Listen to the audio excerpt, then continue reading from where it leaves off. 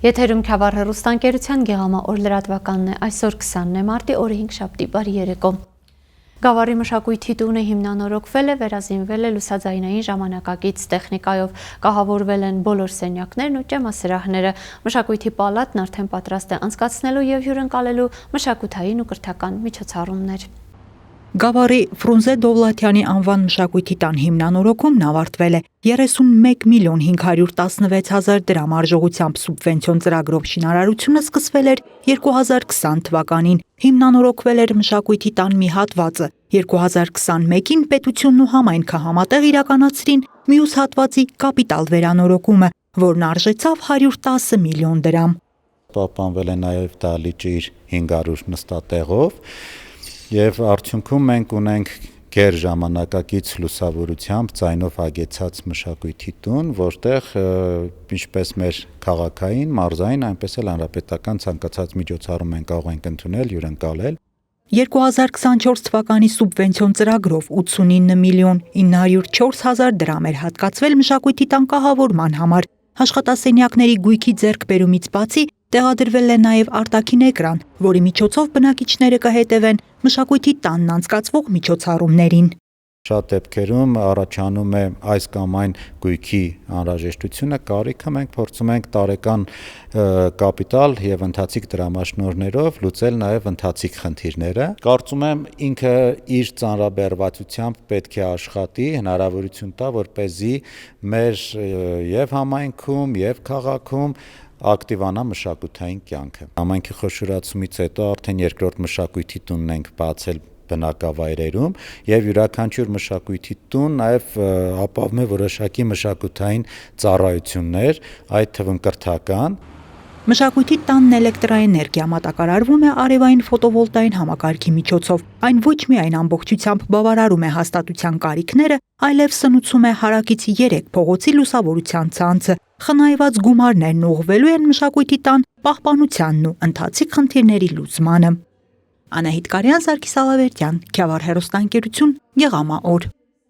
Գավառ քաղաքում տեղեկատվական հանդիպումներ են տեղի ունեցել կիբերանվտանգության եւ կիբերհիգիենայի թեմաներով։ Թիրախային լսարանը 12-ից 18 տարեկաններն են եղել։ Նրանք ձեռք են բերել համացանցից անվտանգ օգտվելու վերաբերյալ գիտելիքներ ու գործիքներ։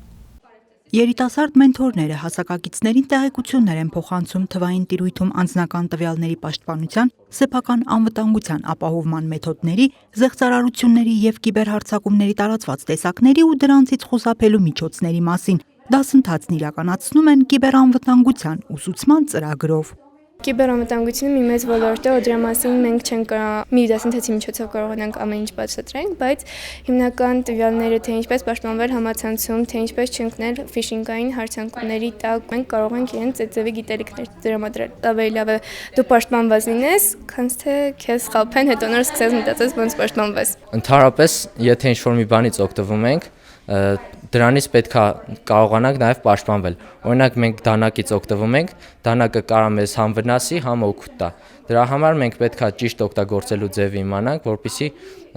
ապահով լինենք։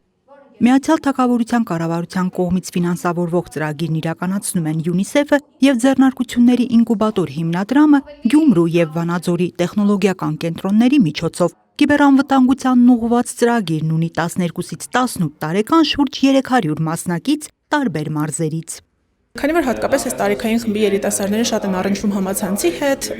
շատ են իրենց անձնական տվյալները տալիս թվային տիրույթում, ուստի կարևոր է հենց այս տարիքային խմբի հետ անցկացնել, որպեսզի նրանք եւս կարողանան հակադարձ ուսուցման միջոցով իրենց ընկերներին սովորեցնել, իրենց ուսուցիչներին, դպրոցներում համապատասխան ծրագրերի շրջանակում։ Կիբերանվտանգության ուսուցման ծրագիրն արդեն իրականացվել է Շիրակի, Լոռու եւ Սյունիքի մարզերում։ Նախատեսվում է ընդլայնել աշխարհագրությունը մյուս մարզերի երիտասարդներին եւս տեղեկատվական հանդիպումներին ներգրավելու համար։ Անահիտ Կարյան, Սարգիս Ալավերդյան, Քյավառ հեռուստաընկերություն, Գեղամա օր։ Գավառի համայնքապետարանը 2024 թվականին կապիտալ դրամաշնորհ է հատկացրել Սարուխանի մշակույթի տանը։ Վերաբացված մշակութային հաստատությունը ձեռք է բերել անհրաժեշտ գույք եւ տեխնիկա։